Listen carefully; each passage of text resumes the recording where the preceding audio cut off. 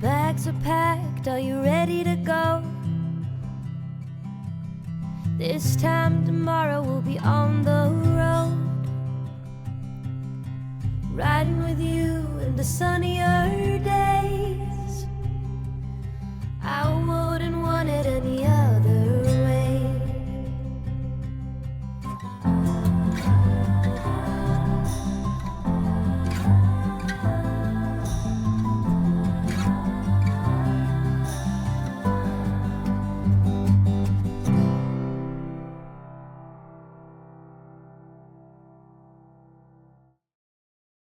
Hello, everyone. Welcome back to Children of Éarte. We're so excited to be here and to have you here with us this evening.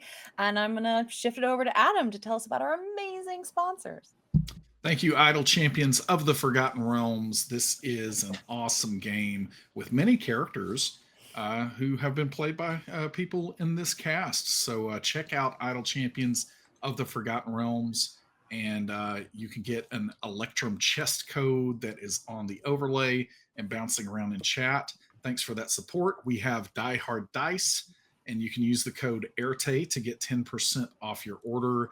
We're also going to be giving away I think, $20 discount code. So pay attention to the prompts in chat for that as well. And they have supplied our cast with, here we are, Hope's Hectic Haptics. Hope's Hectic Haptics. Yeah, that's some vocabulary there at Tall Halfling. So thanks for that. Wish I'd been writing these down. Yeah, well, I hope this stream is stored somewhere online where I can watch it. Who knows? Who knows? Speaking of that, you can catch up on episodes on our YouTube channel at Demiplane. Perfect segue prompt there, Deborah. You're welcome. That was unplanned, genuinely. Yeah, that's it. That's it.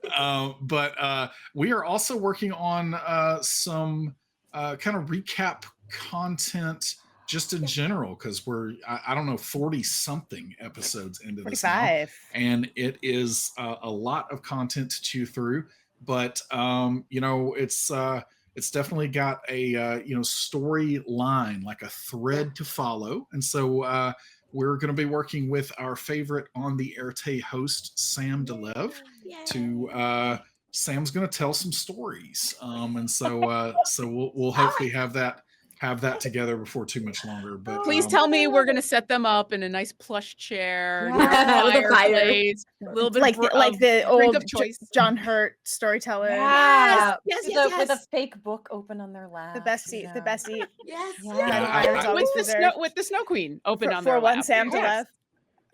Well, I mean, you know, not the Snow Queen. It will be an actual Children of Éarte book, but yeah, I mean, pretty much everything you just said is what we're doing. So I don't know why you would have doubted. That's what I would do. It's with like all of Adam that. understands the aesthetic. And Adam, this is why we're friends. And Josh has you know, been very instrumental in coming up with that concept as well. So thanks for that, Josh. Nicely done. But yeah, it might take us a little while to get there, but we're going to try to give you a jumping on point, because you know, we know that there has been a lot that has happened, and trust me, Silas knows this too. The silly recap songs do not do the trick, and so we're going to do something a little bit more substantial than that.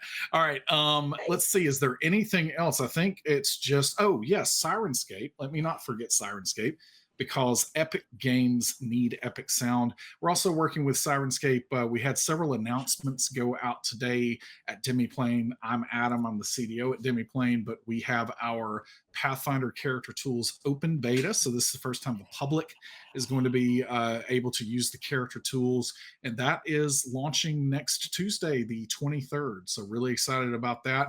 And we also have a new Pathfinder show from an incredible cast that is going to be premiering next Wednesday, the 24th, at the same time that this airs. So come check them out. There are 6 episodes in the can for that. And it's a really great one. And Sirenscape, Benjamin Looms at Sirenscape DJ'd essentially and made you know, all the sounds and the music that are going on in that show. So thank you, Sirenscape, for all the support. and definitely check out The Claw Firm is the name of that show, and the game Fairuza could master guest is star. is Mark Meir. So it's gonna be really something. So check that out. I am Adam again. I am playing tonight. I am playing Silas Sorrell. I almost said Jordan. He's gone by that for so long. Silas Sorrell, your dimensionally displaced magical superfan. Nice. Hi everybody, I'm Alicia Marie, and I am transmitting to you live from another realm. You can find me on socials at Alicia Marie Body, and I'm a custom artist and RPG performer. And well, one more Monday left. Idle Champions of the Forgotten Realms. I am playing my familiar Misty the Will-O-Wisp. Last episode is next Monday, 4 p.m. on the C&E Games Twitch channel at 4 p.m. What am I talking about? 5 p.m. We're going for 5 p.m. because I forget the time we log on to the time we play. Just check. Tonight, I am playing my fave girl, Fuzza Armstrong, who is Check's Notes, the only person left on the other side of the nest. Other side of the bird. The other side of the bird, that's right. Other side of the bird. You're the only person stuck on the other side of the bird. Yes. Yes. Attorney at law. Attorney at bird. Hello, I am Jen Kretchmer. You can find me on socials as @DreamWisp or streaming on Twitch as DreamWispJen. I do all sorts of things, including writing on Dreams and Machines, which is a new game coming out from Modifius. There's going to be some content coming out around that. I'm also going to be guesting on something else this week that I don't know if I'm allowed to talk about yet, so keep an eye on socials about that for later this week. And then also, we just announced that in June, I'm playing Hamlet. So that's a thing that's happening. So just a couple of words to work on, but it's very exciting. It's an actual dream come true for me, and it's a phenomenal cast, and it'll be on the That's How We Roll channel, and I can't wait to share it. So, but tonight. Not Hamlet tonight. Not Hamlet tonight. We'll keep the Hamlet existentialism at bay as much as possible. But tonight I will be playing your friendly neighborhood troublemaker, Maeve Morgan Flynn. Hi, everyone. I'm Lauren Urban. I'm the content manager. Yeah, I got a promotion at some point. I'm a content manager. I do content things. I play the oboe and the English horn. If you happen to be in the Pacific Northwest area, I try to do that as often as possible. I don't get to do it as often as I want, but I get to, play some classical music, and it's awesome. Tonight, I'm not playing classical music. I'm playing Carolyn Nebula Stern, who, well, she's no longer in the bird's talons, so things are looking up. Only up from here. Exactly. We can only get better and easier from here. Quite literally, you are looking up at a bird. At a towering bird. Everything is looking up right now. It's great. Hello, everyone. I'm Hope LaVelle. You can follow me on Twitter at the Hope LaVelle. You can watch me be a dungeon master on Misfits of Alceta on Wednesdays on the That's How We Roll channel. But tonight, I am playing Miss Robin Beckett, your friendly granny for hire. And she's got some thinking to do. I think we're kind of in a pickle here, so she's got to do something. Like literally like when you were in middle school and people would play pickle, except now with a hat. Just being tossed around. It's bad. And I'm Deborah Ann Woll. I am your storyteller for this evening. I just my super talented, incredible cast here. You all are so amazing. You've got such cool things. Everybody, please follow them. Tune into their stuff. They're incredible, each and every one of them. I have no fancy upcoming things to talk about.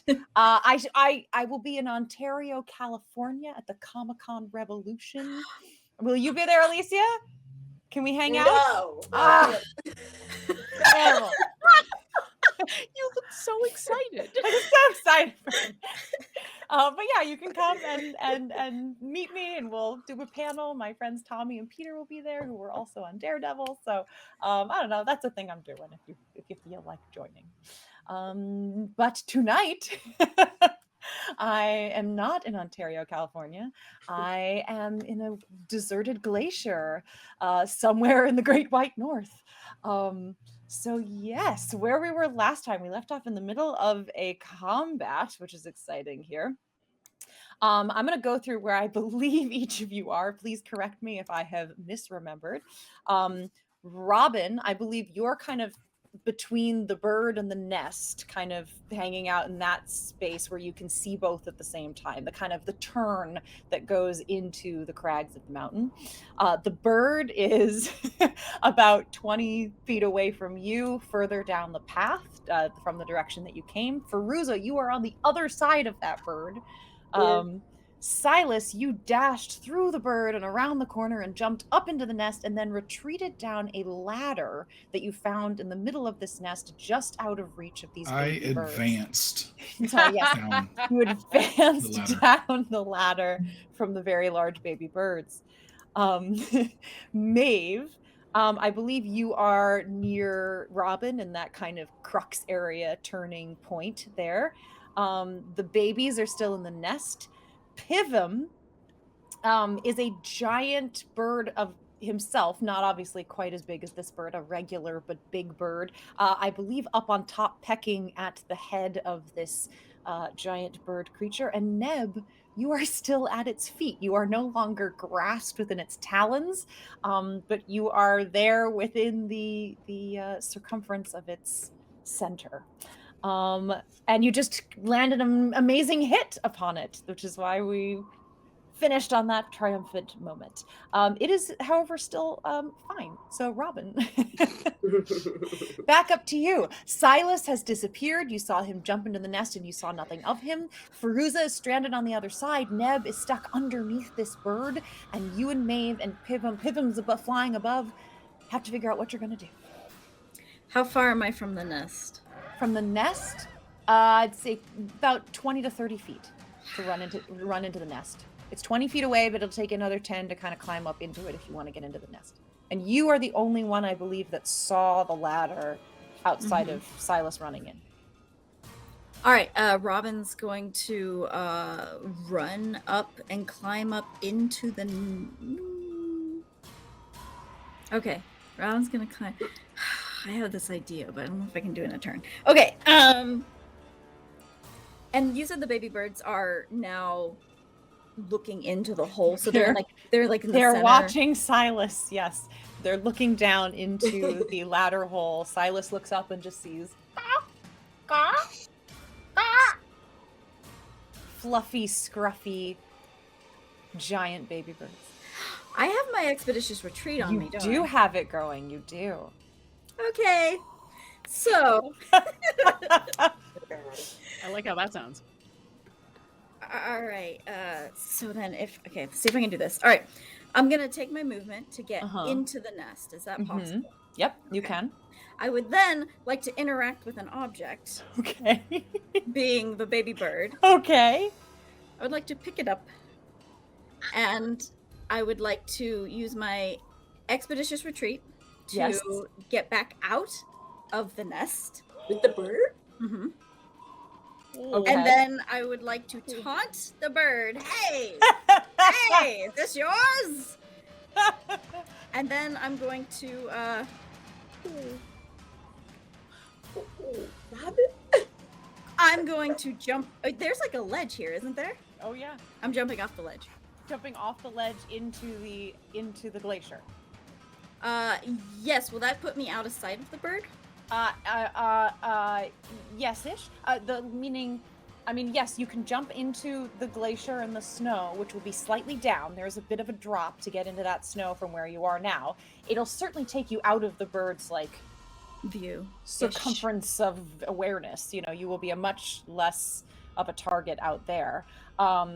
Is that what you were intending to ask about, or yeah, I wanted to get out of the view of the bird if possible. So your options for sort of disappearing would be to go around the corner to the side of the nest. You could hide behind the rocks there, but this is the bird's area, so it may know that. Or you can jump off into the snow, but it is a bowl of a glacier, so it's going to be tricky footing in there. But Okay. you do have snowshoes on. Okay. So Robin's going to taking the baby bird, going to jump. Well, it's gonna be a little bit. The baby bird does not want to be taken, so we're Okay, gonna let's see do how it. that goes. So, All those of you watching, Maeve, Fairuza, and Neb, Robin whoop, disappears, just zips around the corner. You climb up and jump into that nest above. As you get up into the sort of bramble of this nest, you can see all three of them looking down into the hole. One sort of turns and looks up. Ah! It says, as it sees you. To grab it, you can make an animal handling check. You can make a dexterity check. However you would like to do it. Nature. It's gonna fight you a little bit. All right. Animal handling's all right. Animal handling. Go with animal handling. All right. Come on. If you're gonna try to sort of gently coax it towards you. Oh, it's a 19. That's a 19 is very nice. Yes. Okay, come on. Ooh. Interesting. Okay. As you sort of, what do you do? What is your coaxing animal handling action that you take at this? Robin's going to what can she pull out of her jobs here? Which job can she lean into here? All right. I was once a motivational speaker. Let me tell you. Baby bird, it is time to spread your wings and fly. Let me help you. So something about the tone in your voice and the confidence and energy with which you presented, it cocks its head to the side and sort of foot steps forward a little bit closer to you. As you reach down and scoop it up, it sort of again kind of moves its head. It's very curious about what you are. Okay. You run back? I do. I run out of the nest with it. All right, you grab it around, holding it as tight as you can as it goes, and you jump out of the nest, zoom around the ledge, back to being in full view of this bird, at which point you want to taunt it. This was your... Okay, I'm sorry. I'm trying not to take too much time here. But yes. No, keep going. This is amazing. Okay. Yeah. I think what my plan is, I want to say to the big bird, like, hey, look, I've got your baby. And then I want to get out of view. Whether you think it's better for me to go around the nest on the other side or whatnot. Okay. So you've used, I'm just trying to think how much you can get done in the one thing. Yes. I think if you want to taunt, I don't think you can hide on this same turn. Fair. I will allow a taunting. Would the taunt be my action? I think the interact with the bird was your action. Okay, fair. So I think I'm allowing the taunt to be sort of a free action in which I might apply a roll to see how well you do this free action. So I'm essentially giving you a second action with that. Oh, so I can have another action? You're so sweet. I'm so sweet. Wow. I'm so excited about this bird and what it might how it might respond to this. Okay, so let me just get this straight. I was able to get in the nest, taunt the bird, grab the bird. Oh no, grab the bird, then come back and taunt. And I'm allowing you to taunt as a sort of free, talking action. And it doesn't even have to be much. It's more like just like just get its attention, right? Yeah, okay, so you're not trying to intimidate, you're not trying to persuade, you're just like, I got your baby! I got your bird! Yes. Great. Done. You can't hide yet. Maybe next time. But yes. Was that all of the things I could do? You were saying. I think so, yes. I think that's all the things you can do. Fair. I mean, again, I can't allow hiding, but if you have movement left on your expeditious retreat, I will allow you to go and then jump off the cliff. I used my expeditious retreat, but I don't know if I've used my action. So. I think you've used your action. Got it. That's fair. Okay. Totally fair. All right. Okay, cool. I think you're done. Okay, fair. I think you all see Robin disappear, come back, hold a baby bird above her head, and go blah blah blah blah. Okay. Fantastic. It's the giant bird's turn. Oh, beautiful. Oh, no. Oh. There's a bird pecking away at its head. There's a lady with an axe over there. There's a scrumptious meal beneath its feet. But this one over Aw. here hit it as well. So, but I think it hears blah blah blah blah blah, and the bird is also, the baby bird goes "Paka!" as it's held up in the air, and it is going to swivel its head and look over towards you, Robin. Okay. With that, it's going to pivot as it sees its baby bird and locks eyes with you. It'll take a step or two forward to get you within range, which is going to give Fairuza an op attack. Mhm. You want to go ahead and take it, Fairuza? Yes, I As do. it takes forward? Ooh. Maybe what I'll do is with this, do I still have the lasso of lightning attached to her ankle? No, or I think we lost that. Yeah, I think if I remember correctly. Yeah, I thought we actually Yeah. did it. So Fairuza has unlocked a new skill. She's loving it. She's gonna do like this, like sort of her hand again, and then this lightning is just gonna peel off it, like if you can, like in your mind, try to imagine this like rope of lightning, and it's just gonna lash out, flip her wrist, and it's going to go after the bird's ankle again to keep it from proceeding further. Because she noticed what Robin did, and she's like, "What?" She grabbed the bird and took off. Okay. She saw the bird react, and she's gonna try to grab it with lightning. Okay, So go ahead. cool. Make your attack roll for it. I'm using. Okay, let's see. Oh no, you have a strength. Oh, I make a strength. Oh, so you hit no matter what, and I do a strength saving throw? That's right. Hold All on. right. My phone. Well, I'm pretty strong. Sorry, that was my problem. 17. Yeah, she couldn't. Okay. Couldn't stop it.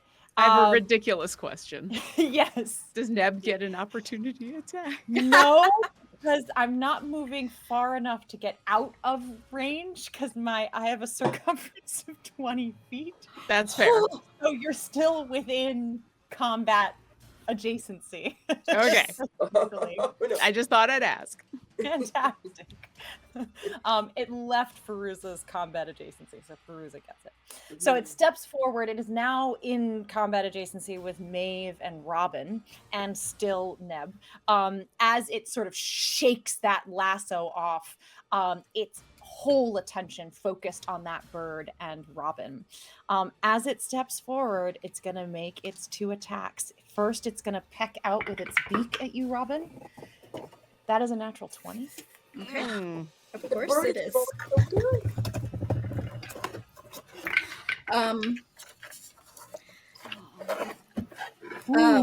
That natural 20. Yes. Reroll. No. No. Sorry, I shouldn't anticipate.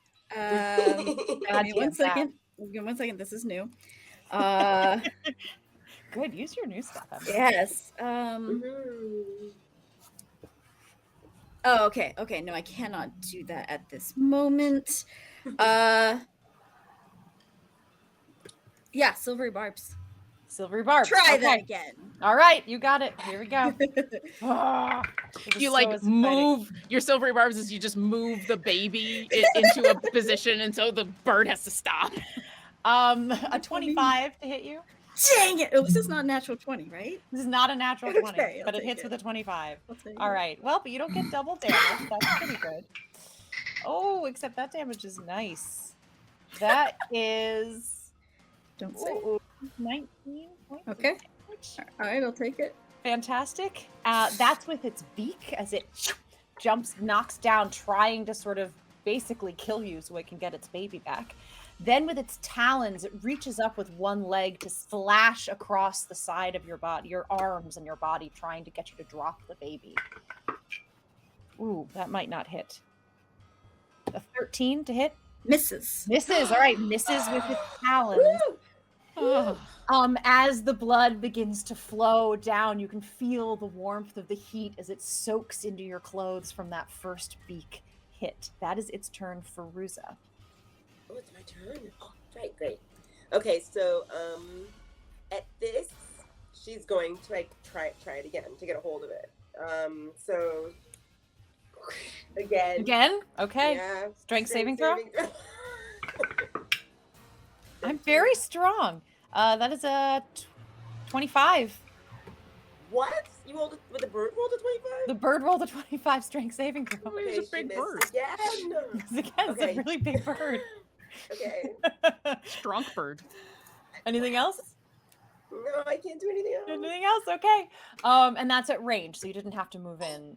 That's right. Bonus action. She's so angry that she missed again. She's like, ah! Yes! Flaming her eyes. She's raging. Oh. Okay. And any of you that are like, semi-perceptive, I mean, I know you're all really focused on the big bad bird, but like if you were kind of you'd feel a little charge in the air. As some of the clear blue sky, you can see maybe thunder clouds, rain clouds begin to kind of peek in along the horizon as if drawn to Fairuza's energy.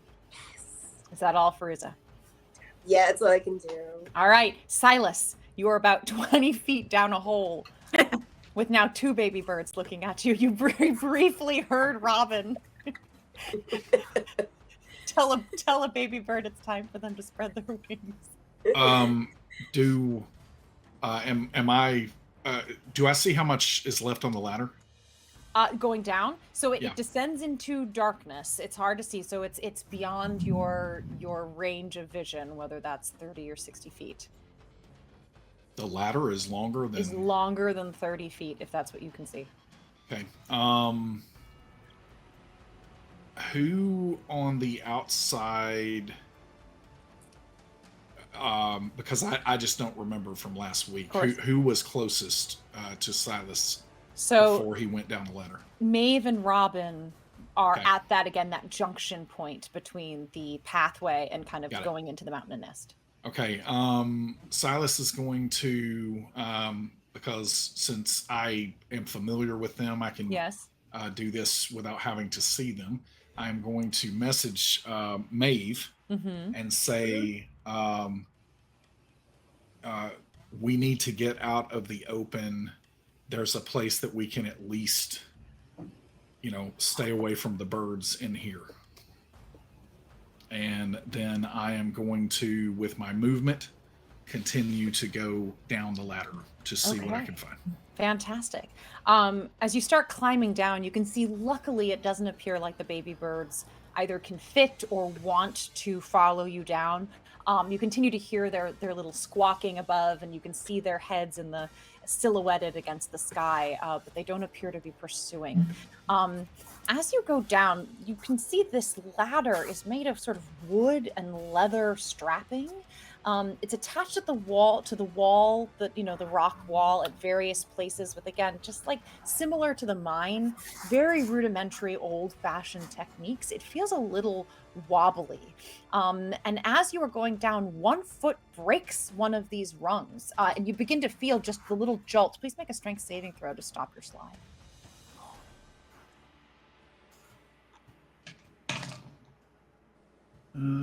Strength. It's a 14. 14. You're able to just grab as tightly as you can on the sides and sort of stop yourself from sliding down. But that little leap into your throat, even though you know now that you have the ability to stop a fall, there's that gut reaction of just that feeling of falling that has leaped up, and that little tremor. But you settle yourself down and you start to sort of feel where you think the rungs might be weak versus strong as you continue to descend. Anything else? And I descend my entire movement, and I still don't see anything else. So another 30 feet, so you're about 50 feet down. Now, about 20 feet further below you, you can see it ends, but there's a little ledge and a very faint glow of light. Anything I can tell about the light?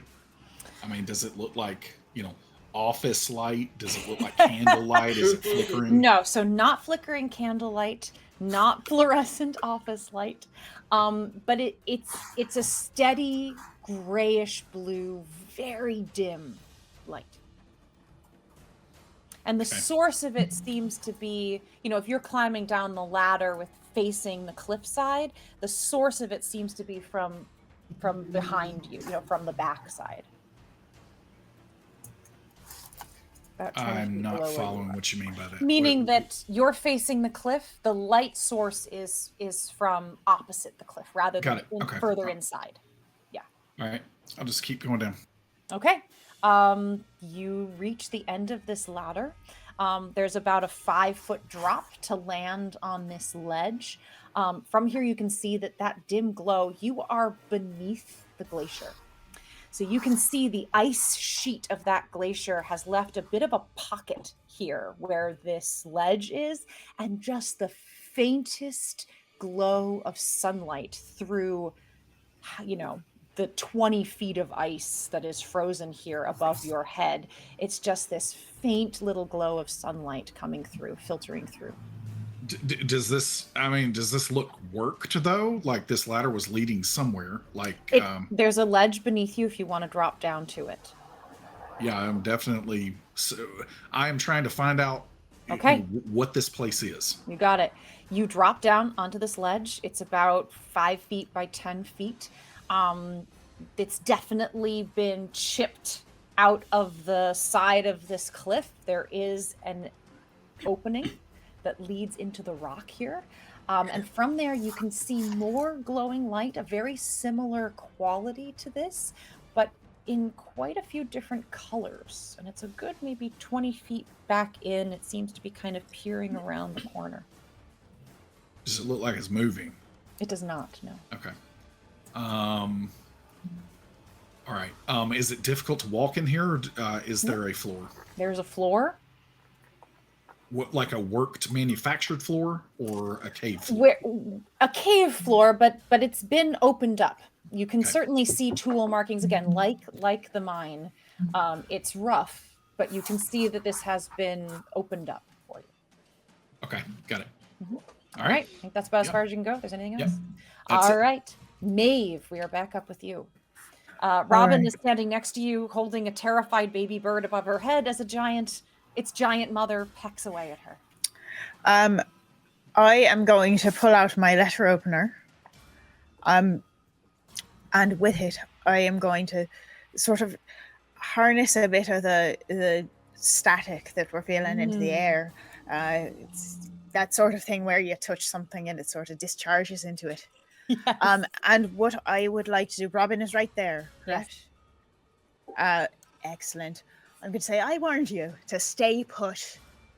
And so I am going to attack. So there are still 3 Maves. Yes, that's right. And I have my eye on this creature as well. Okay, so this is that. So it's a 23 to hit. That'll hit. Okay, so it's going to be. It's not paying any attention to you, so you have like a broad open target here. 7, 8, 9.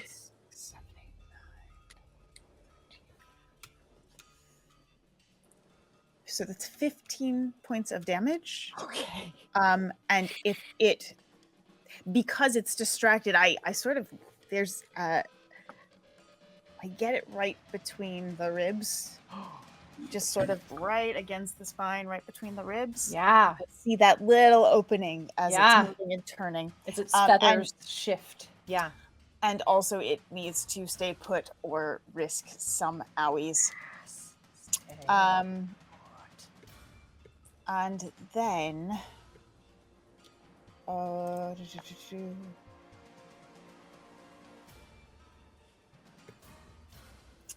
I suppose I can't really get out of there, can I? You might provoke an op. Yeah, I can't disengage it. Though I have my... You have your mirrors? I have my mirrors. Sure, let's go ahead and... I'm going to call it... Silas says there's a place that we might be safe up ahead. And then I'm going to try and get out of the way. Okay. As you move around past Robin and kind of go around the corner and you see the nest and there's no Silas anywhere except up there, you can make it up into the nest with your movement if you want it. Okay. All right, you get up there, you see 2 little baby birds. They're 2 big baby birds. They're looking down again. They turn to look at you as you enter the nest. Well, hello there. The big bird does not try to attack you as you. Okay, great. You. It's distracted at the moment. All right. Anything else, Maeve? That is it for me. That is it. Great. It's the baby's turn. Oh. So we're gonna start with little babies in with Maeve. They're gonna hop forward towards you like the little dinosaurs that they are. And I got yourself. they're your feet, and they're gonna peck down at your feet. One has a 10 to hit, the other is an 18. The second one will hit. Great, you get 2 piercing damage as they Ouch. peck at your little vulnerable toes. Just trying to, whatever meat they can maybe get off of there. The bird that missed, however, is going to use its movement to sort of try to hop up onto your shoulder or something, kind of jump on top of you and push you down. It is going to be unsuccessful at that, though, I'm pretty sure, without ever having to ask you to do anything, because that was a very low roll. You're a So very strange small creature, you are. It flaps up to try and kind of, kind of put its talons out like its mom would do and push you down, but it just can't really, it doesn't fly well yet, so it just sort of falls back to the ground, looking up at you. Little baby in Robin's hand's going to try to escape. Oh, probably not going to do it. A 10 to escape your grapple. I doubt it. What is that, impose strength? I mean, it could be, yeah. You can go ahead and roll a strength check if you want it. Yeah, that's that's an unnatural one. Uh-oh. Uh-oh. So, actually... it wriggles and flaps and just generally goes crazy like a chicken you were trying to hold on to, and it just sort of falls down at your feet as you lose your grip on this baby bird. But that is its action. Pivum's turn. Giant vulture crazy bird Pivum here. Oh, before I cause everyone's eardrums to blow out there. Okay, all right, here we go. Pivum's gonna run over and make 2 attacks on the head of this creature. Ooh, that's gonna miss, but that's gonna hit. So the talons hit. It's gonna do 11 points of damage on the head of this creature. So now you can see with all the pecking and the energy from Maeve that got into the ribs there and Fairuza's, lasso from before and all the various, they're starting to, the feathers are really ruffled and you're starting to see feathers and blood and things sort of left on the ground on the snow around everyone. But she's still going, but she's starting to look a little worse for wear. And we're back to Neb. Neb, who is still in that weird glowy starry form with the blue and the purple and the teals and everything. She's gonna reach back and as her bonus action, she's gonna try to shoot this thing again. I rolled a 19 to hit. That'll hit. Yes. All right. It is gonna take a whopping 5 points of radiant damage. Woo! As her rock comes out like an arrow. She's going to scramble on over to Robin because this bird is so big. She could probably run to Robin and still not be out of its range. You did not do an op attack with that. What are we supposed to be doing? There's a baby bird between your. What are you doing with the baby bird? And it is before Robin answers. Speak with animals is still up because it's not concentration. Right. Do I hear anything from Big Bird or Little Bird? Little Bird is definitely going, mommy, mommy, mommy, mommy, mommy, mommy, mommy. If birds even know what that is. Big Bird is going, baby, baby, baby, baby, baby, baby, baby, dinner, dinner, dinner, dinner, dinner, dinner, dinner. Oh, God. This would be adorable if we weren't the dinner. Okay. If they didn't have that bird negative like intelligence. I'm just hearing it as phenomena in my head. Phenomena. Mommy, my mommy. Wrong puppets. Since both of them can still understand me, I'll look back Yes. to where I've left these plump red berries that I had summoned earlier. I'm going to point at them with my very glowy form, and I'll look at the baby first and then the mama and be like, just take your berry dinner and leave us alone. And when she says leave us alone, I need the big bird to make a Constitution saving throw. Okay. DC 14. 18. Okay, so it's only going to take half. I rolled 9, so it's 4 necrotic damage. Ooh. And that place where Maeve stuck her Yeah. letter opener, that's kind of the really sore spot. It's almost like a little bit of that energy comes out, and Neb catches it, and I am going to once again get some hit points back. And that's her bonus action. That's her action. It's probably all of her movement. She's gonna look back at Robin and say, "I don't know what we're supposed to do now, but I will follow you." It is your turn, Robin. If you're done, Neb. Yeah, What you're supposed to be doing is surviving, and yet you're following me. I'm trying to distract. Okay, all right. Well, you were in the direction I'm supposed to be going, and you know what? I felt like I should stop and help. I'm gonna look really bad for doing what I'm about to do, but bye, Deb. And Robin's gonna use her action to disengage, Okay. and a bonus action to Misty Step. Okay. Just right into just thin air to Yes. appear 30 feet towards the nest again. You're in the nest. I'm You can in the Misty step nest. into the nest with 30 feet. You see And- Maeve standing there with a bird flapping its wings in her face as you This stand one likes to tell you, ack. It's like Mars attacks here. I'm- Who's the comic strip who goes ack? Who's the... Kathy? Kathy! I think. Ack! Oh wow. Moving on. Your name is Kathy and your name is Polly. Polly wants a cracker. You say ack. Kathy, what's that?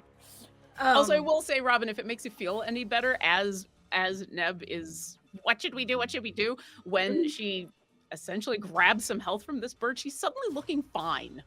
okay. They rolled really She's well looking fine, okay? for the moment. Robin is just going to yell out to Fairuza and just be like, take care of Neb for me. And I'm going to use my movement to get down the hole. I'm gonna look back at Fuzza. We can take care of each other, right? Abandoned ship. Abandon Fairuza? What? All right. The bird takes off and it says fix it. Robin, as you are climbing down this ladder, you too notice that it's sort of shoddily made when suddenly a foot slips past through a broken rung here. Please give me a strength saving throw to see if you can grab yourself. Come on, -1 strength. No! It's a nat 1 for a 0. Your foot slips as you begin to slide rung after rung, shoo, coming straight down, falling as fast as you can. You can see the ground rocketing up towards you. I'm Silas, going as a to just reaction? reach out my hand as a reaction and gently catch her telekinetically. You hear the crack. Robin, what does your scream sound like as you fall? Oh no! A characteristically Robin scream you can hear below, so you are anticipating this. You turn just in time to see her body move at terminal velocity practically towards this ledge as you reach out and slowly deliver her. While she's Yes. floating, Silas is just going to say, "I had the weirdest dream last night." And then he starts rambling on, and he's like, "You were young. Like I didn't even know you when you were young. You were singing with me. It was, and I just keep just going on and on about it as I'm like floating her down." Robin, you're settled onto the ground. Boy, you'd be able to do that in one round. Fantastic. Make it to the bottom. Very You two efficient. See the glow of the sunlight through the 20 feet of ice sheeting above you, and this entryway into the rock, the cavern, with some colorful light glowing from beyond a turn. But I believe, is that all you've got for now? Mm-hmm. All right. That was Robin's turn. We're back to the bird. Take the berries. Take the berries. All right, Neb, because we do, give me a persuasion, because they can understand you. Give me a persuasion check on that. Sure. I will graciously take it, and I'll roll an 8. You'll roll an 8. Great. This big bird. Berries mean nothing to it. It eats children like you. So here we go. At the moment, I'm just a weird conglomeration of colorful lights. That's true. And That's true. You don't look particularly appetizing or meaty, do you? I This is I good to look like a know. nebula. Thank you for the reminder, because the bird likes a more substantial meal than that. And when the cloud nebula tells it to eat berries, it's not super convinced. So everything else has disappeared. It just walks around you, Neb, and sort of. Oh, it moves. It did move. It did move. Yes. What happens? It's gonna move. It's gonna take some damage from moving as that static electricity Maybe. surrounding it discharges for 6 points of damage. 8 points of damage. 8 points of damage. Because I have my eye on it. You do have your eye on it. Fantastic. All right.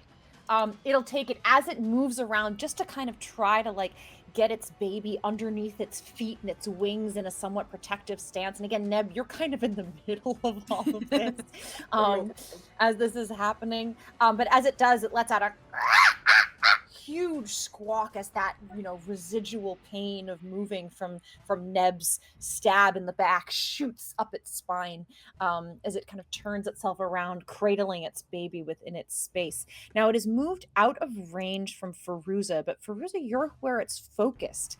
It is not going to attack, but it's going to look back at you and again, just kind of threateningly, daring you to come closer to it if you value your life.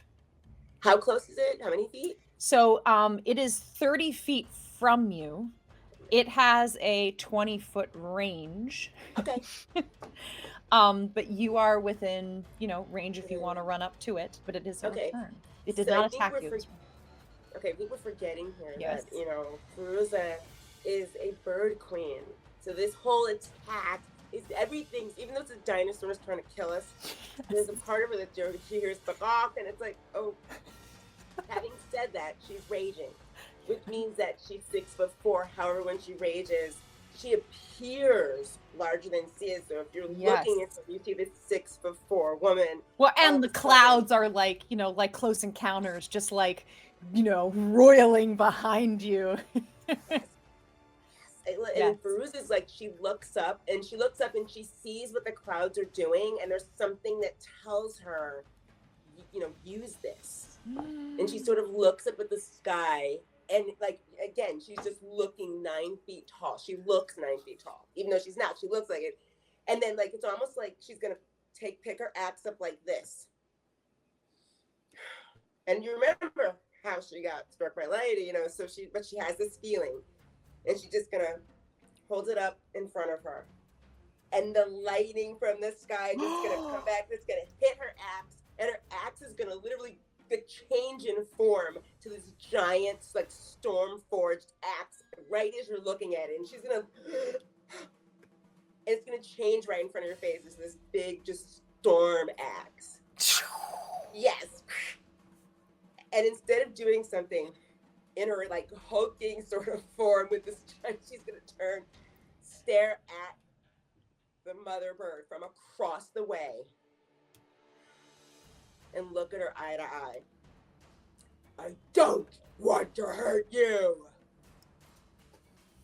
You just want to get out of your way.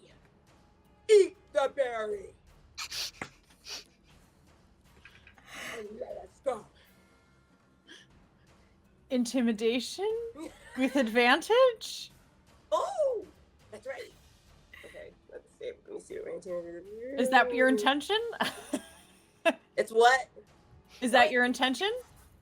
Yeah, it's my action. Okay. She doesn't want to hurt it anymore. Sure. I just want to make sure that's what you want to do. I'm not leading you. Yeah, we don't want to adopt 3 baby pterodactyls. Well, No. All right, intimidation with advantage. Okay, and ooh, I get +3 in advantage. Do. Okay, I'm gonna try again. Okay, because you have advantage. Oh, 22. You're so intimidating. Neb quakes and thinks about going for the berries. Neb watches this display that is like out of some special effects warehouse video game of a queen of the storm happen in front of her. And as you say, eat the berry, your intention could not be clearer despite the language barrier between you and this animal. You point. And you see the thing. Oh, let me say that. I should just do see how. Yeah. You see it sort of twitch a little bit. It bends down with its nose, with its beak, and nudges the baby forward towards the berries on the ground. As it then steps towards you again, it's stepping over and around you, Neb. So there's just wings and things. You are able to kind of see it coming and avoid it. But yeah, there's just like feathers everywhere tickling you as it kind of moves its way back towards the center where you put those berries down. And they both bend over and eat one of the berries each. Fairuza, anything else? We'll find out what that means later. Yeah. Fairuza's almost like shocked for a minute. She said, she's like, when the bird started stepping for a minute, she was, but then when it bent down, ate the berry, and she looks over at Neb. That was amazing. Come on. Okay. I made it. She's gonna dash toward and do like this and dash toward the opening and okay. She's gonna let Neb get in first, maybe. Okay. And then go after her. So the compound move here is for you to run into range, out of range, past these two birds. You might take an op attack for it. We'll see. Okay. As you run past, kind of collect Neb on your way and continue moving. Bring all kind of going up towards the nest, which is where Maeve is currently. Yeah. Okay. I will allow myself to be collected. Fantastic. Fairuza, I'd much rather be in your talons than that thing's talons. I don't think Fairuza can actually dash. So on this turn, she's going to make it to you, but with the compound intention of kind of continuing through. However, you look terrifying and you are storming towards these birds. Mama is going to take one snap at you with her beak as you go by. Oh, that's pretty good numbers. I'm sorry. That is going to be a 27 to hit you. No, that doesn't hit. It doesn't hit. I'm level 4, Deb. I got excited for a minute. I got to hit you with some epic stuff when you're little. Okay, that is going to be 18 piercing damage as you run past. Are you still alive? You still up? But you're raging. But you're raging. So you take half. You're right. Thank you, Neb. Yeah. Not only that part, also because of what she is. Yes. As soon as it bites her, my thing is whatever.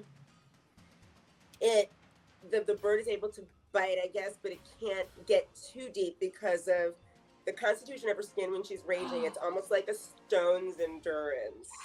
So she gets like 1d12 plus 3 damage back from it. Okay, amazing. So pecks at you as you go by, not intending to just because you're a threatening thing that runs past, it doesn't follow you, it doesn't keep your gaze, it goes back towards the baby and the berries and kind of staying focused on that. So you're able to get by, but it scrapes at you with its beak, getting a little bit of maybe something off your shoulder, but you make it by. Perfect. And get up there next to Neb. All right. Anything else, Fairuza? I think you're done there, right? That's all for me. But all right. I'm gonna wait for everyone. I mean, that was epic. It was epic. Silas, you're down at the bottom with Robin. Okay. So, do I have a sense since I came down it, of how tall the ladder actually is? Yeah, it's 70 feet. With another 5 70 drops. feet? 70 feet. You came 70 feet down. Lord. I mean, if I'd have known that beforehand, Silas might not have been doing that. All right, so Story of You're our lives. underneath the glacier at this point. Yeah. yeah, okay, so all right, and I got the sense in my traversal that it was pretty darn rickety after seeing Robin almost kersplat. It's rickety, yes. Yeah. You had a run go out on you. She clearly, fell through and took a spill. It's old. It's Yeah. old. It's made of wooden leather in this weather. Okay. I am going to tie off with the rope that I have, and I am going to ascend the ladder, taking I'm not particularly in a hurry necessarily, but taking care to try not to break it any worse than it currently is. Okay. And also, really what I'm trying to do is get back up to the top where I can secure, some kind of rope at the top where maybe others do not almost die as well. Because Silas is pretty convinced at this point this is where we need to be. And so, I'm going to just keep climbing. And I understand nobody can probably hear him at this point, but he is saying rather loudly as he is trying to climb. He's saying, "All right, everybody, we need to pile in here. This is shard territory. This is the kind of horrible place that somebody would keep a mirror shard." And he's just saying variations of that over and over as he's climbing up. Okay. So, you get your hands on that first rung. It's about 5 feet up, so you can get it, but it's a awkward pull up as you pull yourself and use your legs. Yeah, you get there, get your arms in, get your legs hooked. It's not super elegant, but you get yourself up on there and begin to climb. Don't watch Miss Robin. And begin to climb up, and because you are aware of the ricketiness of it, you again try to put your feet on the bracings, places you can. If I give you a double movement, you can get 60 feet up the 70-foot ladder. So you're about 10 feet from I am really yelling by the time I get up to the 10. Maeve can probably hear you from outside. Okay. Other and Robin at the bottom. I think Fairuza and Neb are still pretty far away, and there's a squawking bird, and so probably not them. But Maeve, you can hear him. And he's saying things like, "No bird has to die today," and then he's like, "We probably need to save them where we can be skywriters at some point when they get older." He's just the random stuff the entire time as he's getting up to the top there. Okay. Great. That it for you, Silas. Yes. All right, you're 10 feet from the bottom. Maeve, we're back to you. Up in the nest, you've got 2 birds kind of pecking at you in the front, and you can hear Silas screaming. I'm gonna follow screaming Silas, though I don't know why he's telling everyone where we are and summoning anything nearby. But I'm gonna start. You move over to the ladder, come down. All right. The 2 little birds remain interested in you and kind of peck at your clothes and things, but they don't make any purchase. But they're sort of trying to kind of see what you are. But as you sink below and you can see Silas, you'll end up meeting about 10 feet below as you see Silas there. Anything else you want to do? No, I think I'm just heading down to. I mean, that's what I've got on this turn. Okay. What's down here? Well, it's under the iceberg, I think. And do you have any rope? and he's by. It's super dangerous. So let's tie everybody off. Fantastic. Do I have rope? I don't think so. I think I still have that. I have 1 length of rope. Okay, I buy it. Right. Go for it, Maeve. I do. Hang on. And I'm sort of hanging on the ladder with one arm as I'm digging through my pack. Silas, in a non-sensitive area, top of the back or something, is just holding her and supporting her. Fantastic. He's got his arm wrapped around the other one. It's a flashlight. That's a pen, a notebook, water bottle. There we go, and pull out rope. All right. You have your rope. Anything else, Maeve? In this, I mean, you've used your movement. That's probably sort of your action to get that out. Any Yeah, kind of bonus if Silas wants me tying, am I tying it off up here? Or... Yeah, no. Let's tie it up high, where everybody can use it to help them come down. Okay, then I'll tie it off before I start climbing down the ladder, I guess. Okay, great. I'll allow for that. In this time, you were kind of up, down, getting it out, finding it to go tie it off at the top. I know there were bits of rope in the nest, but nothing was substantial enough. Yes, for us to it's a use, lot of, right? and again, very old, just little pieces, and yeah. And there was nothing else in the nest. I'm sorry, I should have said. Did this you before. would want to go up and do a thing? May I give it a quick once over before I head down? Peek your head up? Yeah, go ahead. Give me an investigation. Sure. I mean, I'm sure there's a mirror shard just sticking up. Right? Oh, it's here. We can just lay. No, it's a dirty 20. A dirty 20. You notice things like pieces of like ship sail canvas, like in like parts of like old cars. There's like a hubcap in there somewhere. That like this bird has traveled far and wide to collect shiny, you know, strong, interesting things to put in its nest, but nothing is jumping out to you as nothing that's going to help you descend this ladder, but an interesting, you know, accumulation of stuff. Okay. All right, cool. All right, tying off.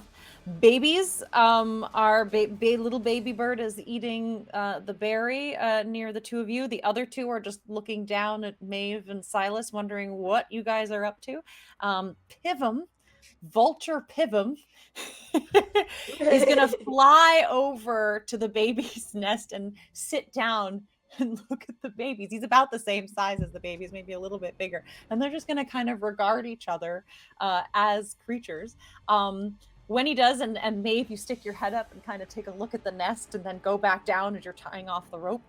He's going to flip back into tiny little garden gnome Pivum and begin his own climb down the ladder, joining you guys on that top 10 feet.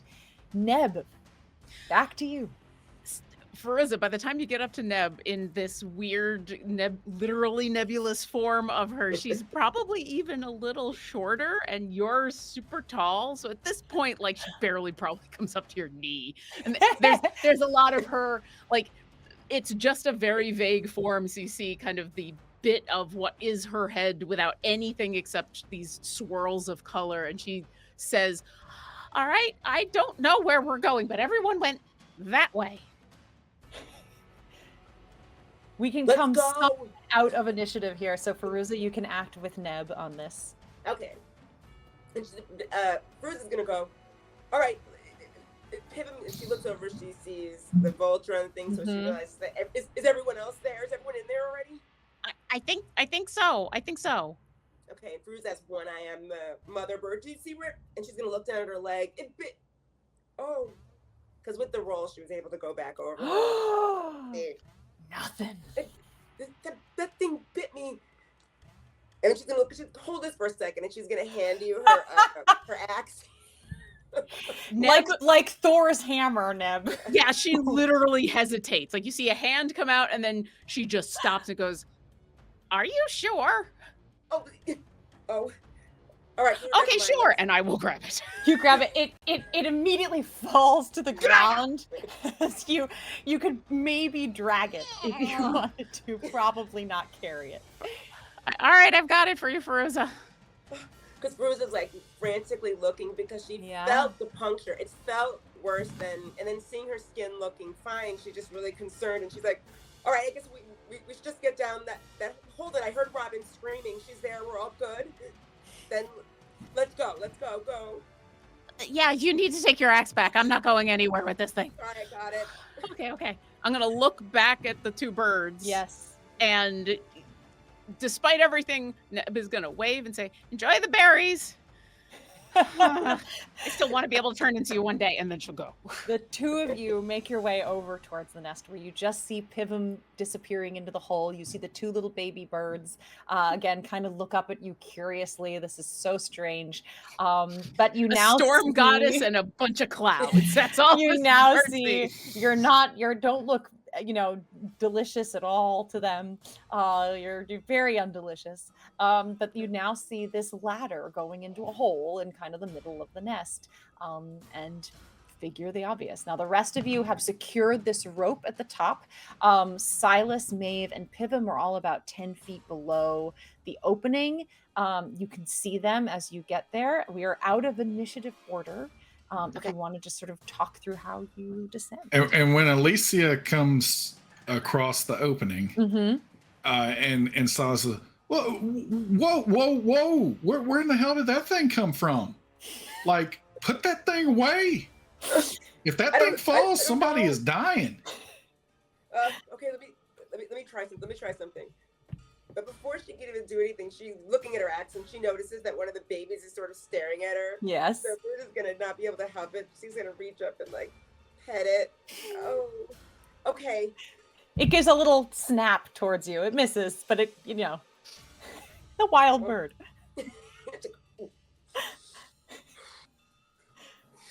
And as she breathes, as Fuzza breathes, you see like the vision of her appearing 9 feet tall, she shrinks back to the diminutive 6'4" that she is. And the axe, a measly also, 6'4". Yeah. A compact 6'4". Yeah. Petite and delicate. Yeah. The delicate flower that I am. You're almost my size now. Jeez. Only like Rosa, a 2-foot difference. Rosa, that was amazing. Also, your axe is really heavy when it's in doing that, whatever that was. It was almost like the sky spoke to me. And I don't know. I mean, you all know my story. The last thing I want to do is be caught out with this thing like a lightning rod, but for some reason this time it felt like I was supposed to be out there and it wanted to connect with me. That's absolutely amazing, and I want to hear more. And unfortunately, I think now you're going to have to go underground, which is the exact opposite of what you want to do. But I think everybody else is down there. Wait. Giant axe? Giant axe? It's not giant anymore. Yeah, but that was your little axe changed into giant axe? It's like all of me. It was. So you're like thunder, Thundercats. Oh! I mean, is that how it happened? No, she threatened the birds to eat the berries. And then suddenly there was everything. Well, that's nowhere near as catchy, but we'll take it. Hey, we need to get down here. You begin to hear the flapping of wings as the mama bird takes off. And as you look around, you see her making the large arc with the other little baby bird clasped in a talon. As it comes back your way, spotting you squatting in her nest. Okay, let's go. Yeah, Nev is going to try to scramble on down first because she's still in this form. And when she sheds bright light in a 10-foot radius and dim light an additional 10 feet. So fantastic. Who needs a lantern when you have a nebula? I'm glowing with anticipation. It's great. I thought also I could help. So she's going to climb. She's going to go before Fairuza to help light the way. So as you're climbing down and Silas and Maeve and Pivum are kind of, leading the way with this rope now, whenever a rung breaks or anything like that, you have this extra handhold and you are therefore safe as you're going down. They've also somewhat warned you that this is, these things, and you can see for yourself how rickety this ladder is, and you're able to kind of make your way slowly down until you reach the bottom of this ladder. Again, it is a little 5-foot drop as you let go and stand on this ledge in this sort of very gray, dim light. You're getting more light off a neb than you are through that ice sheet. But all of you can now see this hole into the side of the rock and colorful light, almost like a kaleidoscope, except not as varied, sort of glowing from around the corner in this cave. Wow, this is beautiful. It is. Oh. What is that? I've never quite seen anything like that. I mean, it's definitely where the mirror shard is. Is this the same kind of light we saw in when we saw the weird vision of everything? Yeah, I'll say that. It has that kind of ethereal, glowy quality. It doesn't feel wholly natural. All right, let's think to ourselves, you guys. What would it be down a ladder, into a bird's nest, into a cave? A mirror shard. A mirror shard. But I mean, it is a very good point, because it certainly looks like this is, artificial. It wasn't, like, I don't know, the bird didn't build that ladder, so somebody had to have a purpose to come down here. So I'm just saying if, and I don't know if we will ever determine this or not, but if whoever hid all these shards around, if this was their doing, that they literally just built a ladder down into the middle of an iceberg in order to torment us, then this is like a real new low for this place. I mean, this is also kind of beautiful, so I don't know if I'm going to say it's worth it after what almost happened upstairs, but all right, when are we going to go down the colorful tunnel? I want to go down the colorful tunnel while I'm still all glowy and everything. Silas is going to float using the invisible force float. He's going to, pull out the ring, touch it. It's going to light up. He's going to float it ahead about, I don't know how big this area is, but he can go about 60 feet. So. Yeah. So really only 10 feet ahead of you is sort of what you need.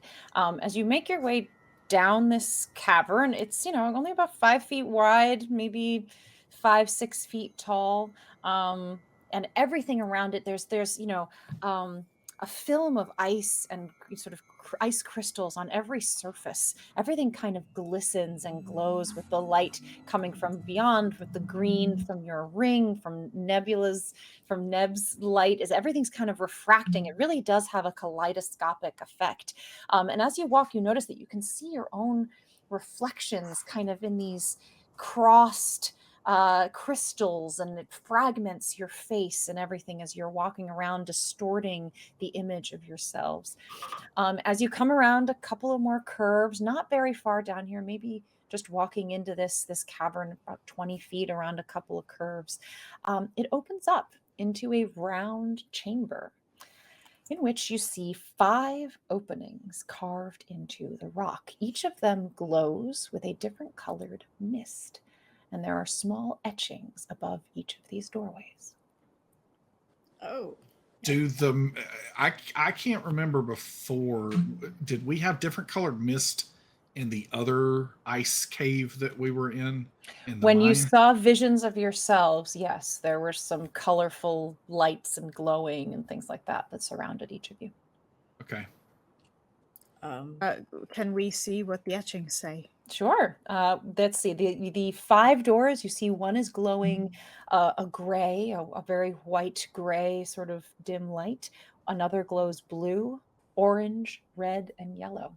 What would you like to Gray light, blue, orange, red, and yellow? Yeah, white, blue, orange, red, yellow. And what's the carvings over the door? Are they? Which one do you want to look at first? I'll start with whatever is the closest on my left. On your left would be the gray, the whitish gray mist. So as you go over, you see etched into the stone above this glowing mist of a doorway, a tall figure has been carved into the stone. It is holding a very large axe, and images of swirling wind encircle its body. Neb immediately turns around, and even though you can't see the expression on her face, because she's just like a mass of purple, she clearly looks at Fairuza and said, this is yours. This is clearly your door. All right, which one? I'm excited to see all of ours. And so Neb will point for Fairuza and then immediately go to the next door, and we'll start Next looking. door is blue. As you look at the figure above this one, it has the body of a wolf, a head of a human that's looking up at the stars. All right, that could be me or Pivum. Maybe this is our door. Maybe we've got, I don't know. This might be both of ours. Pivum makes 6, so like I don't know if Pivum is in this party. I mean, he's in the party, but not in this party. Thanks, man. There's only 5, so It's only 5 doorways. So he can come in my doorway. Like, that's. Have you seen that movie, Fly Man? That you don't. Sometimes you don't want to go in, and the fly you might. Never mind. I'm sure it'll be fine. What's above the orange door? All right, next door is an orange door. There's a figure waving their arms as objects fly around them. Silas. That's me. These are good etchings. I'm very impressed. All right, red door. Real quick, Yes. these are etched into the stone. Carved into the ice and stone above. Does it look each of the fresh? doorways. No, I'm going to give you. It looks very old. Okay. The ice is even sort of, gone over it, sheeting over it. But yes, they're etched into the stone. It looks weathered. The red door is next. As you go look at the red door, a figure with a thin blade and a shadow walking behind them. I don't know what's going on with that part of it, but Maeve, that looks like your letter opener. This is. that's Are we pretty supposed to strange. walk And the last one. The yellow door, a hunched figure has their fingers crackling with energy. Well, Robin. I mean, also process of elimination, but I'm pretty sure that's yours as well. Yeah. Pivum, tiny little Pivum, stands in the center looking from door to door and at each of you. Stunned. He goes, Oh, this is very odd. Yeah, sorry you don't have a Tell me. door, Crash. Tell me, Pivum, does this mean something to you? Does this tie to a story, or he looks totally bewildered. He just looks at you and says, Someone's been expecting you, I'd say. For a long time. Yeah. Oh, But how did they that's never a know? good thing. Yeah. However, they knew at the bottom of the mine when we had that same misty thing happen. I mean, that's not an answer to your question about how they knew, but we Are shouldn't you be surprised, saying that right? we're not in control of our own fate? Like this was already a predetermined future for us? That's a very fine, easy if that's the way it's possible. going to be, and I head toward the blue door. toward the blue door. Fantastic. What do you want to do when you get there? I'll reach out to touch it. You reach out and touch it, and it's solid. This mist is like a sheet of glass or ice. As you put your hand on it, even is quite cold to the touch. Maybe if we all touch ours together. Yeah. Okay. Or Okay. I'm wondering, Maeve. I mean, that one's yours, right? What's wrong, Maeve? You look. You want to be the victim of fate. You don't want to have control over your own life. Hey, listen. Like, people can act like they're in control of fate and all that, and I mean, there's magic in this world. I used to play games all the time. Then why do anything? Well, If it's no. just gonna guide What you I'm along, saying is, if magic just- is real, then people probably have a limited ability to look into the future. But it's like Minority Report. As soon as you do something in the present, it changes whatever that prognosis was. But this seems to be done from the past. I mean, it could have been, or they could have just used some kind of magic to make it look really old, and they did it right before we came in here. Oh. Or maybe it didn't even assume that all of us would survive that gatekeeper up there. And maybe because we survived all 5 doors, sorry. Yeah, I mean, appeared. cosplayers all the time weather things to make them look like they're really old, but they're like super brand new. So I'm just saying, like, this doesn't mean that somebody controls our destiny. It just might mean that in a world of magic, somebody can glimpse. It certainly seems like anyone controlling our destiny isn't paying attention right now. So, Are Control you our saying destiny. there could be one while the DM person? is away, run! No. Is there Everybody one- pick a door. Kick the doors down. Is there a person that's just like one stop ahead of us and like running to etch things into the walls as I we mean, it could be. I mean, this honestly could just be some elaborate, like, I mean, it could be like a show that somebody's watching or something. It could just be a game that we're all playing, for all we know. I have an axe. If this is a game, someone's going to need it at the end of it. When I was in That's college, gruesome. yeah, that is. I took a course it was an English course, just one of the electives I had to take. And the teacher had planned out a whole curriculum in where we read through like 5 different books in a row that all tied into each other in different ways. And we read from one to the other, to the other, to the other, and came up with all sorts of ideas of how they would fit and how they would work and why one informed the other. It was kind of a cool class, even though I was kind of forced to take it. But Mhm. just because someone has something planned, it doesn't mean that's fate necessarily. That just means somebody has a plan and we can decide to follow it. Or I could walk out of the class and go find another class, or I could not read the book. But I want to read the rest of the book. I want to see what's going to happen when we go through these doors, but I don't think. I just mean, wonder if if there's you're gonna- anything else in here around. Like when we go, if we can figure out how to go through the doors, are we like just gonna split up again? Like, are we gonna do like our calling card, or Does Oh, I seem like didn't it's a think of trap. that. Well, or maybe one of us can open a door and then everybody else can follow. It Don't might be do just one someone door has up. to lead the way. I feel like We're the certainly storyteller's are- gonna be pretty mad We're about that. making some projections here. We're assuming these are related to us. They could be related to the rulers. They could be related. Mave. Silas. Seriously. I mean, look at this. Floating things with his mind right here. Wolf with a human head. I mean, come on. Like, this is definitely us. Just like our initials. By the way, if everyone remembers this, like my last name is Sorrell. Yeah. And when we went down into the thing, like my initials were not SJ for Jordan. It was SS. Like somebody, and again, hey, I'm with you. Like it might not be a magic person, but somebody knows a whole lot about us. And like they are playing some kind of game with us.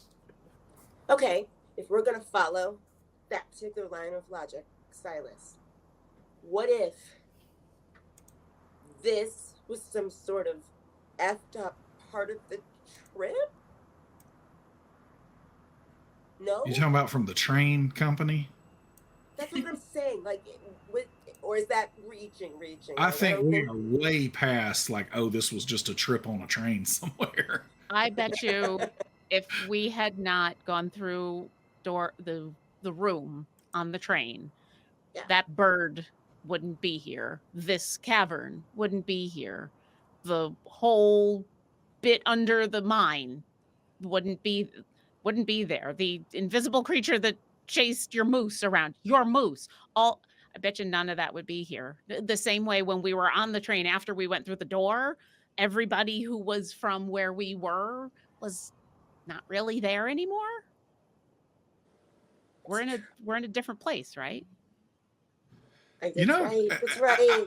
I don't want to like belabor this, but do any of you like ever think when we were like way closer to the train station? Why didn't we go back to the train station?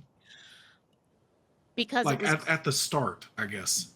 It was closer to get to the mine than back to the train station. And we decided to go in that direction because we thought at the time there would be people there. And then 5 seconds after we left the train, magic stuff started to happen. And so we kept going. But that was kind of the initial, at least that's what I remember, is that's how we know that the people who were on the train were really, really scared of what happened, because they turned around and went back towards That's right. the station, even though that was a much longer trek. Yeah, I don't know if it's because I watch too many movies or what, but it's like sometimes it's like I feel like, somebody's just like watching my life. Yeah. And then they like have comments and questions about it. It's called the Truman Show delusion. Yeah, maybe it's a delusion. But man, people just always got something to say. Or it's a door. But okay, so Maeve tried your door, Maeve, and just felt solid. I'm still not convinced that they're our doors. Is it possible that these are if there can only be one scribe and that passes from person to person, could there not be something that these are archetypes, that these are figures that have to be or that have been in the past? It's not necessarily for us. Worse though? Like it make us feel worse though, because that just means we're like, regular, like a whole lot of other people are just like exactly as we are. Like I would almost rather somebody like control our destiny than for our destiny to just be like a carbon copy of somebody else's. I think it's somewhere in between. Maybe you might be right that it's not us specifically, but archetypes, these powers, the scribe thing where it jumps from person to person. And part of the magic manifested our initials. Part of the magic manifested all of this. I still think this is Julian, who's making sure that whoever is putting the mirror back together is powerful enough and dedicated enough to go through with it, because once Ivy gets out of that mirror, things are going to happen, and we're going to need to be prepared for a lot, including the big bull. So I don't know if this is fate as much as this is a directed path, and hopefully we get to the end of it and prove that we know what we're doing. Yeah. I mean, I'm not climbing out of here without going through this door, just to be clear. Like, I mean, that's what I'm doing. So looking around the room, is there anything else besides the doors before we start messing with them too much? You can go ahead and give me an investigation check. Good question. Sure. I would love to help with that. Absolutely. Please. I will. What is your intelligence modifier? My intelligence modifier is a +3, and the way I'm going to help is I have the form I'm in for 10 minutes. Okay. So I'll just kind of move around and light up wherever Maeve shed light. Yes, you got it. Where do you need? So am I adding anything besides the +3 in your own investigation? +3. I mean, can we dogpile this? Because like I will certainly look around. Sure. Let's say if you all want to look together, how are you helping, Silas? I am shadowing Maeve and pointing out very obvious things, and the irritation that she draws from that sharpens her focus. Okay, fantastic. What is your charisma? Your basic charisma modifier? +4. All right, +4, +3. That's +7, plus your own investigation. 26. 26. All right. Silas is going to irritate you into focus while Neb guides the light into the right direction, and you use your own wits. He just starts talking to me and I move away further. But I moved you right where you needed to be. Right where I need. Thank you for that. Now that's fate. Yeah, we'll say, it's like a white noise machine, right? So as he's speaking, the kind of drone of it, allows you to kind of get your own maybe distracting thoughts out of your mind and really sharpen your focus in on what you're really looking for. There are no items, nothing else adorns the walls of this cavern here. What you do notice is that the ice along the walls, where it is thickest, really is giving you these mirror reflections of yourself. And as you look at them, the jagged, spices, you can feel there is something more to these reflections than just natural. As a fissure in the ice crosses your face and splices you in two directions, the top of your hat moving down and the lower half moving up, it isn't quite refracting light the way that you're used to that working. Is it a specific pattern in which it's refracting differently, or is it that there's something about the reflection that's different? It looks like you. It's just that when you've looked into cracked ice and seen your own reflection before, it doesn't splice you like this. It's almost like it's quite literally, or not literally. It is splicing your face in a strange way, and in a way that ice. Is there something different reflection about the two spliced parts? They both look just like thick ice to you. There's just a crack in them that should just distort you a little bit, but instead it's like it's shifted your image by a couple of inches. And this is the ice that's like surrounding the doors? All along the walls, kind of everywhere Maeve looks, every reflection that she gets, and that, as you start to look at your friends and their reflections as well, the same thing is happening. It's this like really intense splice and distortion in the way that they look in their reflection.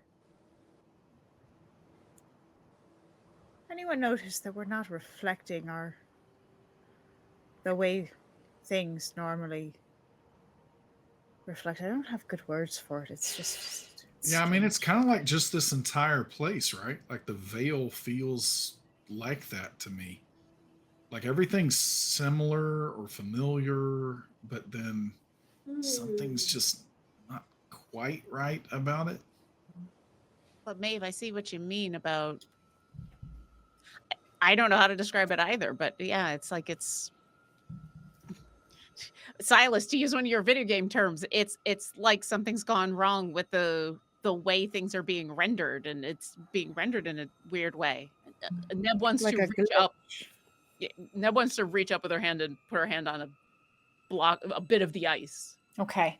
What are you feeling for? I mean, anything. I think she's feeling to see what happens, but also is kind of looking to see, as her hand gets closer, does the reflection actually coalesce in a way that makes sense, or does something else happen? Fantastic. You don't actually get, the reflection is very blurry and unformed the farther away you are from the ice. As you get closer, it gets sharper, and you would expect, again, now that Maeve's kind of clued you into this, you would expect that the closer you get to the splice in the ice would actually bring the two halves on either side closer, that the reflection would become truer the closer you get. But you're seeing that it's the opposite. As you get closer, and actually as you place your hand on the ice where it should be as close as it could, it's the furthest. You can see one half of your hand on one side and the other half on the other, as if pushing closer actually pulled the two pieces apart. That's wild.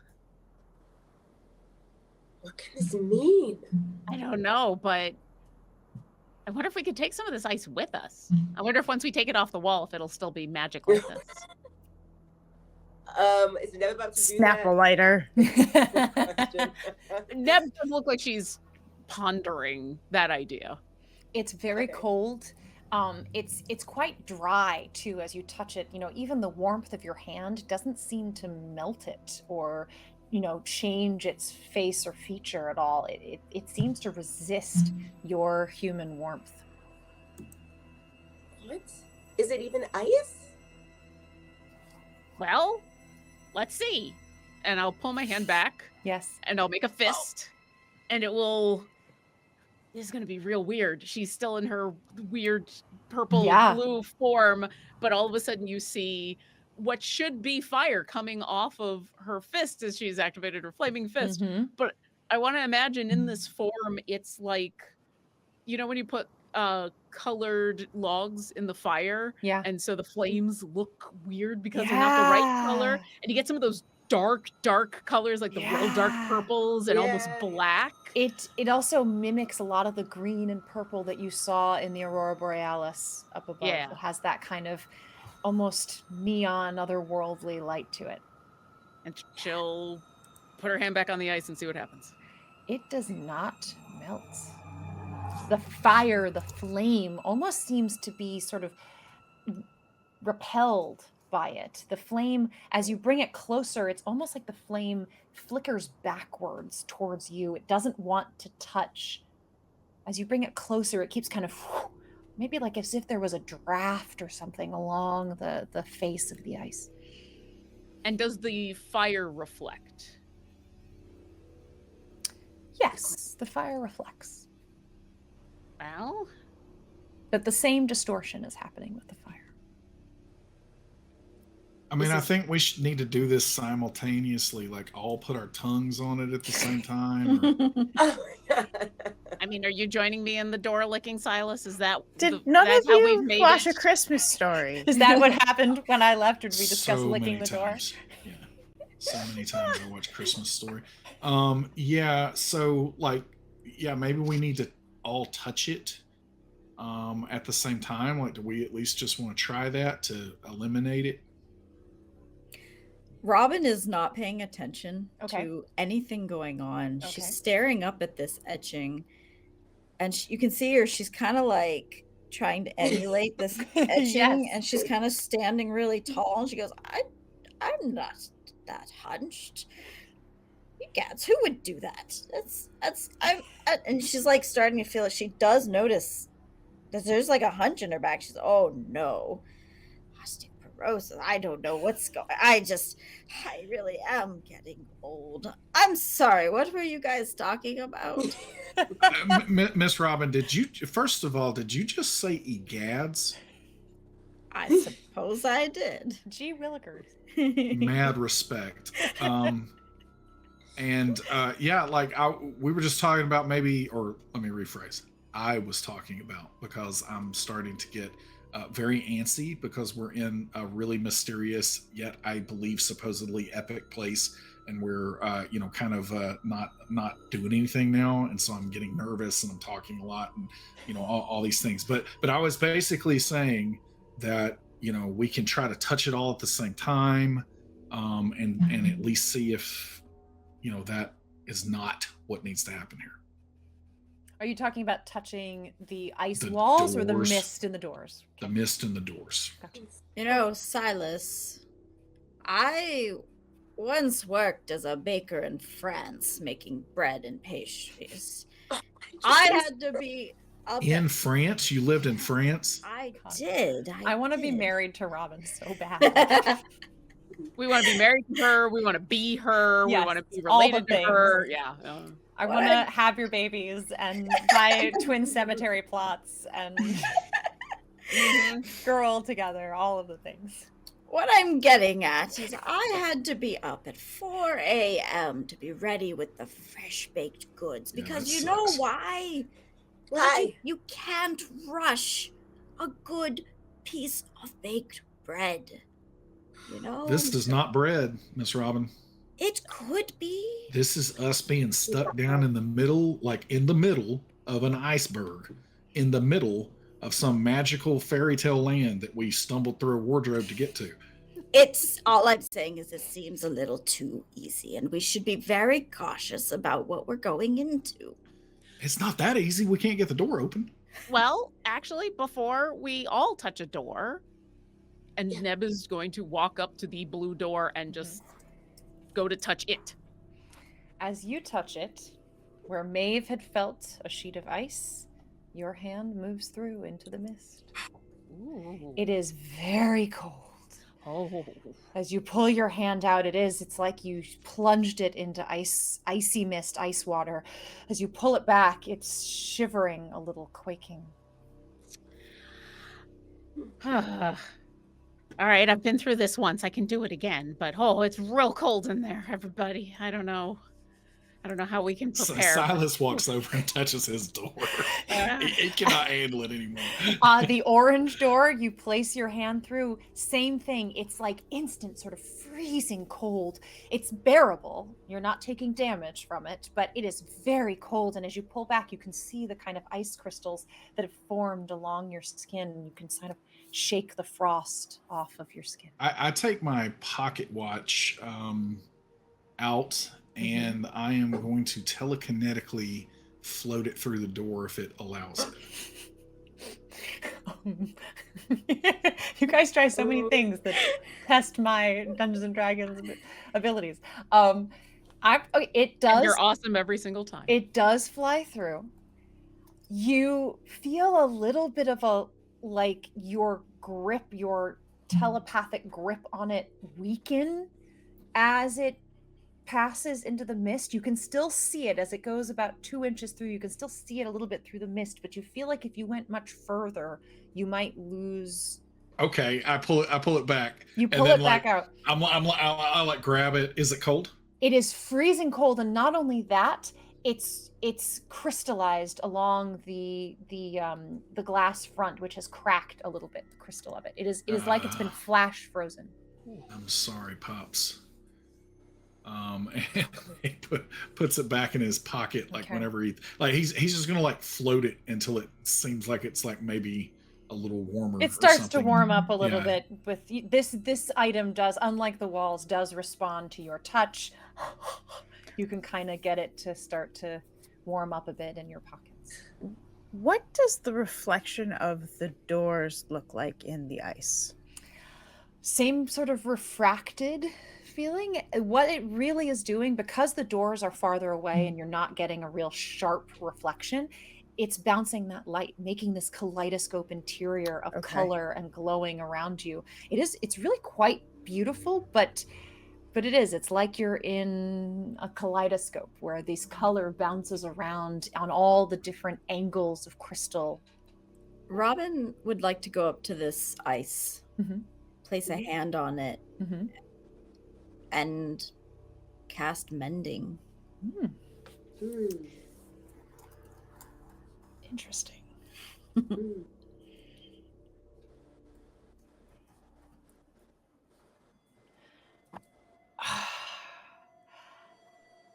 As you cast mending on one of these cracks in the ice, it is going to fix the crack in the ice. However, the distortion remains. So you fixed the crack. There is now no longer a seam, but this jagged, sort of splicing of the reflection of your hand is still happening. Ooh. Oh. Okay. Hey, Well, go ahead, Fuzza. I was gonna say, that's if Fuzza's gonna walk up to wherever the nearest slab of ice is. Yeah. Does she look exactly the same in either one, or does one look slightly different? You can give me a perception check. Yeah. Okay. I'm using my phone for this, so forgive me. Okay. A pain in the butt. Okay, I got a +2, which is good. Oh, 22! I rolled a natural 22! A natural 20! All right. You look at the reflection. There is nothing different about the actual image of one or the other. But I'll say your eyes, in the kind of, again, if you're being spliced across the side of your face, your eyes are on the one upper image and your lower jaw's on the lower one. You would say, as you look, it's almost like your the reflection of your lips have a little twinkle of a smile to them. And the reflection of your eyes is a little bit tinged with something darker. You are the opposite of smizing. So there's like a little bit of like sinister. And A little sinister, and then a little glee. And as you kind of, and it's so subtle that as you sort of wonder, like, am I making that face? It's very, very subtle in the reflection, but it sort of hits you that the eyes don't match the mouth in the same way that they literally don't match across this scene. She's gonna instinctively just like reach toward, and she's gonna turn to the group and say, "You guys, I just noticed something. Why? In the duality of my reflection, there's a difference." How so? I don't know, like if I'm looking at it now, and I swear one half of me is, I don't know, I wouldn't say happy, but almost like hiding a little secret, and the other half You of don't- me is, You don't think that this is the same material as those what? shards? You mean like the mirror shards? No, the other Which ones. The one that came out of your... The monsters? Oh, the one that made me go Toby. Yeah. If I wander on next to Fairuza where she's pointing, do I notice the same duality? Or to me, does it look different? She points it out to you. I mean, you can give me a perception check. I would love for you to do that. got it? +6, please. It's very subtle. You know, Fairuza's been looking at her own face for her whole life and knows these little, I mean, for you, as you look at her face and then you look at those two, it like, maybe, but again, if it was your face, maybe you'd be able to tell, but it's very subtle if it's there at all. Silas is going to study his reflection. All right, Silas. Perception. You can make the perception check. It is +2. Absolutely. There is a hooded kind of ferocity to your eyes. Subtle, but it's there. And a little half smile to your lips. Well, that's pretty normal. but we're saying like different smirk. The expressions don't seem to match each other, but again, it is slight. You two feel a weird instinct to kind of be like, am I making that weird face? Am I just seeing it? Okay, so listen, it's definitely still a handsome devil, but there is absolutely something different with mine as well. And so this is definitely turning into really creepy territory. I'm not necessarily convinced that we should go through the doors again. And maybe there is a puppet master just holding our strings right now and forcing us into weird places. I think it's a metaphor. Yeah, you know, you have a dark side and a light side, and maybe we have to choose between the two or find common ground. I'm not sure. In the few minutes I have left in this weird form that I've taken on, because there's no expression, it's just a mass of neb. She's going to get real close, and she's going to try to look to see, does the two halves of her starry form look different? Perception check. You want me to roll it? Yes, please. +6. +6. Yes, the upper half of Neb's reflection in this nebulous, it's almost like the orbiting quality of the night sky of it is more frantic, a little more sinister, whereas the lower half seems gentle and slow and natural and paced, whatever sort of swirling planetary movement there is within it. You are getting, again, a sense of they're not matching energetically, emotionally. They don't seem to be the same face, even though they look as though they are. All right. If you all think this is fate, I'm going to go stab it in the eye. And I start heading to my door. As you walk towards the red door, anyone? Yeah. Steps through? I don't really know what is. I don't want to ask this. Can I ask what Maeve's AC is? I don't know. She's stepping Maeve through is wearing the door? a- Is that what She we're said saying? she's walking to attempt to step through the door. Okay. I'm just letting you know you've got 5 seconds before she does it if there's anything. Yeah, Robin will line up at her door. All right, Maeve. Okay. You step through, you feel this intense cold they see you for about 2 inches beyond, and then you are lost to the mist. We will come back to you. She's gone. Neb, I am going to attempt to detect her thoughts. Since I know where she is, Yes. then Neb I is am going to try to going follow her. reach out and try to see if I can tap into her mind. You get the same feeling you got when you tried to read Ivy's thoughts. Okay, that's what I wanted to She know. is not here. So listen, before anybody goes in there, I just want to be clear. Like she. This Jen is the wasn't same gonna thing. have an existential crisis this episode. When I tried to read Ivy's mind through the mirror, I'm feeling something similar here. Like I cannot touch Maeve's mind right now. Do you think this is a point of no return?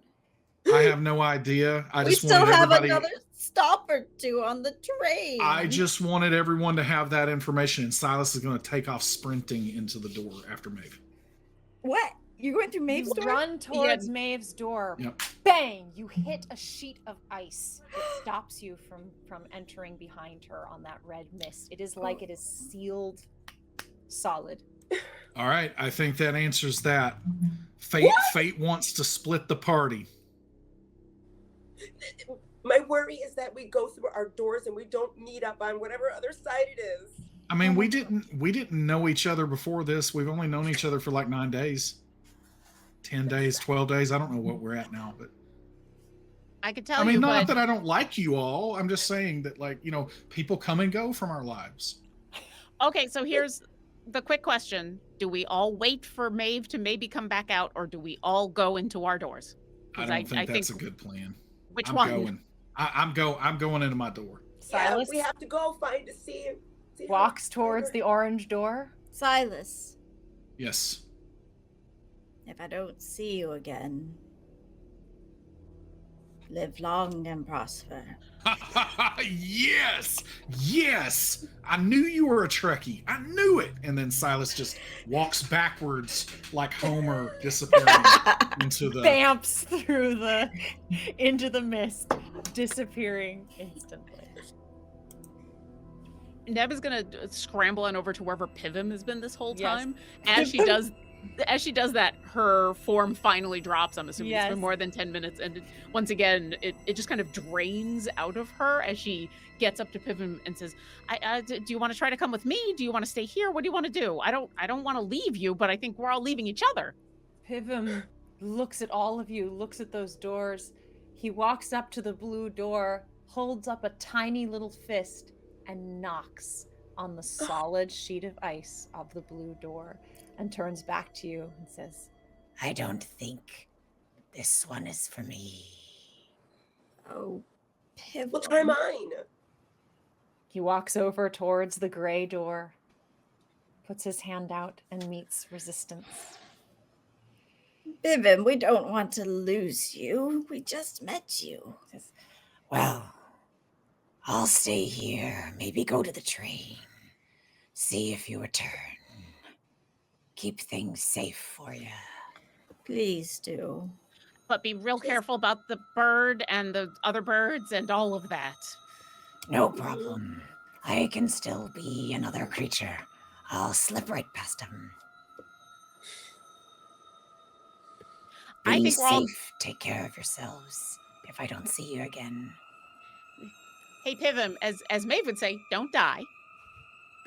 Also, I think we're all going to see each other again because it feels a little weird for us to go through all of this together and then have this moment and then we never see each other again. And with that, Neb will That's step through true, her Neb. door. I'm sure you're right. And Neb, you fall through the blue door and disappear. Robin and Fairuza.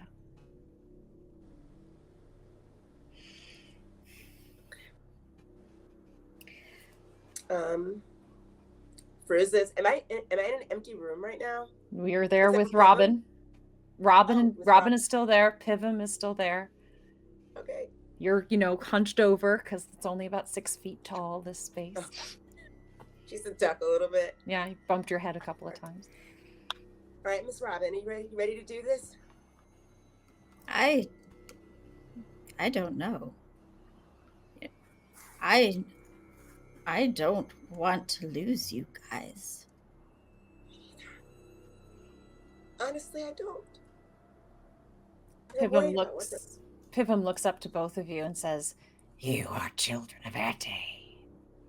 If you can't solve this and save the world, I don't know who can. So glad Maeve wasn't here there to hear that. Oh, jeez. Maeve's voice comes through the like. Just a no! Stamping her feet.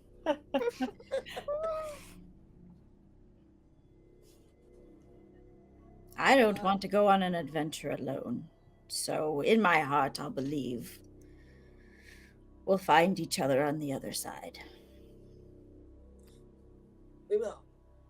Miss Astronaut, Scuba Instructor, Baker. motivational speaker. And she's gonna do this thing, and she's gonna go like this. And she's gonna push her way, nodding at Robin, and then go through the door.